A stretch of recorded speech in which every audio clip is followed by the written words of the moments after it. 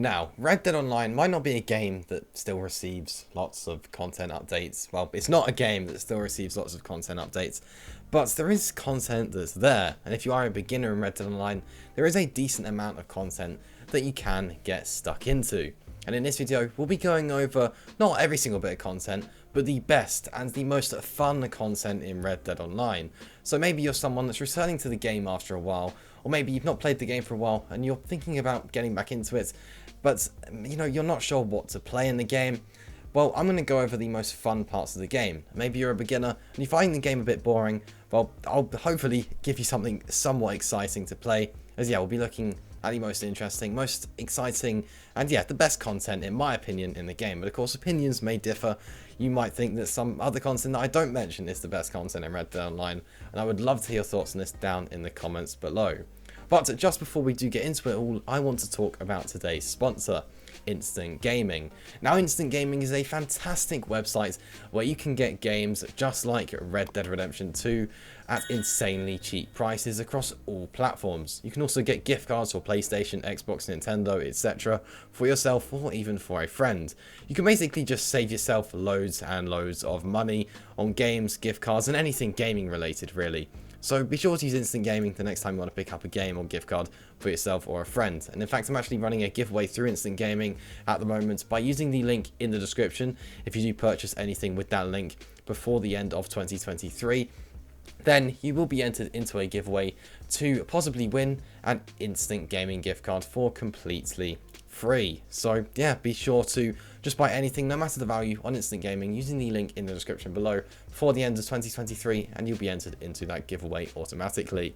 Anyways, getting back into the video. So the first best bit of content in Red Dead Online is without a doubt the Land of Opportunity story missions. Now, there are quite a few of these missions, and in my opinion, the best one is one where you actually get to rob a bank. So definitely be sure to check out these missions, since they are actually genuinely really good in my opinion, and it is actually one of the most interesting bits of content. They do lack replayability in my opinion, since once you've done it once, it's not really, different approaches that you can easily do for it, but at the end of the day, they are pretty cool, especially if you're playing through them for the first time. So I genuinely do recommend the Land of Opportunity story missions. Some really solid content, which will take quite a decent amount of time to complete as well. So definitely worth playing. Next up is, in my opinion, arguably the best role in the game, simply because I really enjoy combat in Red Dead Online. I think the mechanics for it are really good.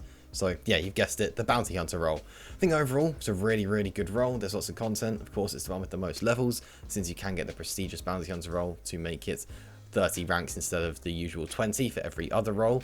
And you get some pretty good content. The best, in my opinion, being the legendary bounties. I think they're some good fun, to be fair. So I personally really enjoy this role, simply because I really enjoy combat in the game. So if you really enjoy combat and you want to sort of focus more on PvE than PvP, then bounty hunting is 100% the way to go with this, since it's the most combat heavy role in the game. And you get some great missions. I think Red Ben Clemson's my favourite legendary bounty. Let me know your favourite legendary bounty down in the comments below. But I think the newer ones with the prestigious bounty hunter are actually pretty solid as well. But I find them to be actually a bit more challenging. And if you do want a bit of a challenge, the 5-star legendary bounties can be pretty tough. So in terms of combat, easily the best role in the game, and easily the best content in terms of PvE, in my opinion. So look, if you're looking for the first role to get, it's 100%. I always say the bounty hunting role, just because it is the only role in the game where you do earn gold, and it's also a lot more interesting than the collector role. If I was to do content, the most boring content in Red Dead Online, I'd be including the collector role in that 100%. But bounty hunting, solid role. And next up is for people that still like combat, but they don't like PvE, and of course they want PvP. So it's going to be the Showdown series, since with the Showdown series, you are getting the player versus player experience. It's the best option for that really, instead of just doing it in free roam, which can be quite fun. But PvP, the showdowns, the different modes with that elimination series, everything like that are pretty solid. Some people spend so many hours in that, and personally, it's not something I've always sunk loads and loads of hours into, but it can be pretty good. So if you're looking for some decent content and you want to be able to play against other players, then the Showdown series and everything like that is the best way to go ahead and do that. Obviously if you like combat but you want to do it against other players, definitely look at those. Next up is the Blood Money and the Stranger missions. Now I put these two together because they can be quite similar, and in fact I'll actually throw in Telegram missions under this as well. These are solid missions, and I'd say these are the sort of base standard Red Dead Online missions that we always get, and I don't think they're half bad. I actually quite enjoy the Stranger missions. You can actually go through each stranger on the map, you'll get a little cinematic and everything like that, meeting the stranger. Pretty cool stuff. I recommend actually visiting every stranger, and I recommend going through the Blood Money missions and the opportunity missions that you get with that as well, since they're pretty good and they're quite similar to legendary bounties. And then Telegram missions, very similar to stranger missions, and you actually get to do a couple house robberies and everything like that with that as well. Pretty solid missions, all PvE based, but I think they are really, really good. And then moving on from that point, we have Call to Arms, which is also PvE based, but you get to work as a team, basically defeating waves of enemies. In some ways, this always reminds me of Plants vs Zombies, with obviously the waves and everything like that. And I really, really enjoy Call to Arms. I think it's one of the best bits of content in the game. It can be quite long, could take up to 45 minutes, to be honest, to complete up to Wave 10. But Wave 10 does get pretty tough, so I recommend bringing along some friends to do that if you want to get far in it. But especially when there's a bonus on, it's really, really good money, really good gold as well. So yeah, I recommend it. I really do recommend it. So yeah, Call to Arms, really, really solid. They are part of Telegram, so there is that. They're not separate, they are under Telegram missions. So but I wanted to talk about it separately, since I think of all the Telegram missions, they're easily the best, and they are quite different to the other Telegram missions that you do get as well.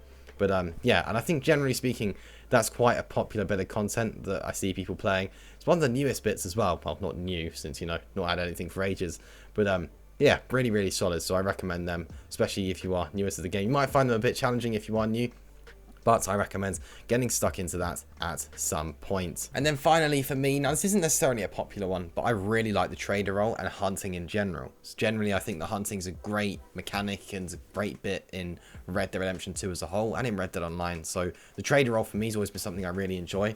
And generally the naturalist is pretty solid as well, but I prefer the trader role to the naturalist role, to be honest with you.